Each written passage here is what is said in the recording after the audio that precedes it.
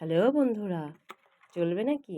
দেখো, এই গরমে বেলপানা, সত্যি বেলের শরবত খেতে খুবই ভালো লাগে। তো দেখো, আমি বেলের শরবতটাকে রেডি করে ফেলেছি, তোমাদেরকে দেখানো হয়নি। দেখো বেলটা, এই দেখো ভাঙা, দেখেছো? এই যে আমি দেখো বেলের পানা করলাম, এই দেখো গ্লাসও রেডি। তো তোমরা কে কে বেলের পানা খেতে ভালোবাসো অবশ্যই কমেন্ট করে জানিও। আমার খুবই ভালো লাগে। তাই এর মধ্যে একটু ঠান্ডা জল মিশিয়ে দিয়েছি, এর মধ্যে আছে একটু দই, চিনি, সব কিছু দিয়েই আমি এটা করলাম। তো জানি না কেমন হয়েছে, কারণ খেয়ে তো এখনও দেখতে পারিনি। তো দেখো, আমি এখন এই গ্লাসে এগুলো ঢালছি, এই দেখো।